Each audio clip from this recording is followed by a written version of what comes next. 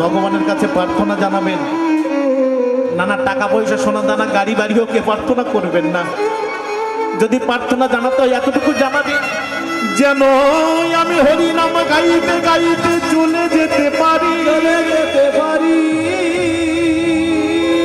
আমি আর কিছু চাহি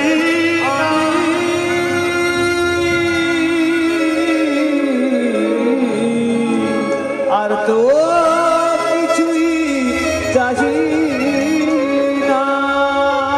সবাই এতটুকু প্রার্থনা জানাবেন। সারা জীবন আপনাদের সম্মুখে হরি কথা কৃষ্ণ কথা বলতে বলতে যেন চলে যেতে পারি। ওই শেষের দিনে যেন আমার বদন থেকে হরি কথা কৃষ্ণ কথা চলে না যায়। হরি নামামৃত ধর, হরি নাম অমৃত। অমৃত খাওয়ার পরে আর কিছু খেতে কি ভালো লাগে?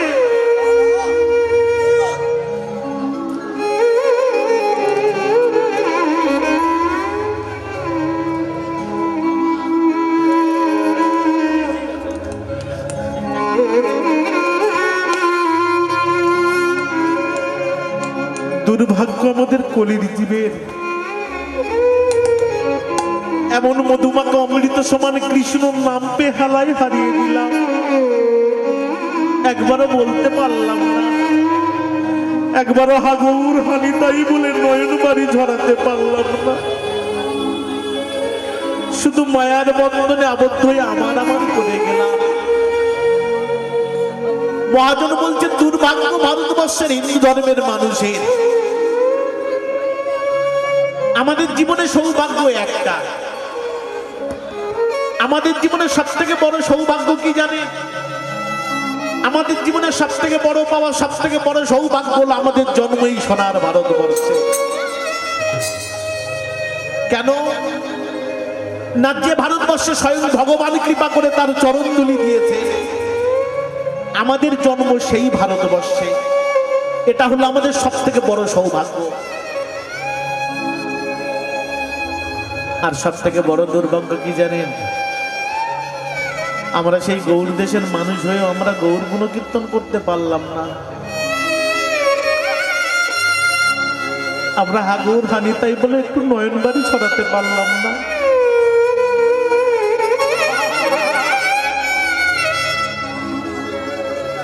বর্তমানে কীর্তন ইউটিউবে প্রায় দিন দেখি তো, মনে বড় ব্যথা হয়। কীর্তন জগৎটা কোথায় চলে গেল, আর কি ছিল?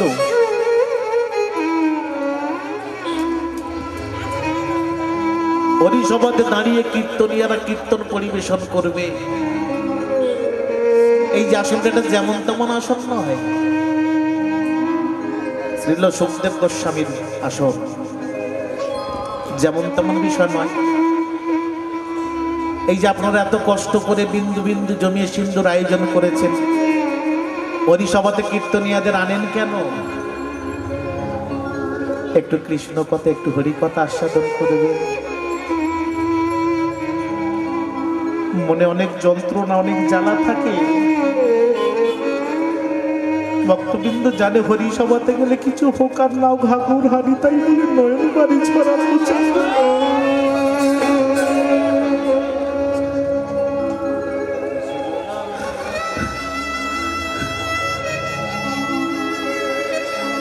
এই যে হাগুর হানি তাই বলে আপনারা নয়ন বাড়ি ছড়ান, এতে কত শান্তি, কত তৃপ্তি।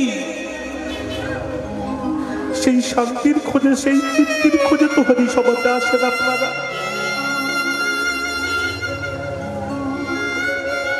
বর্তমানে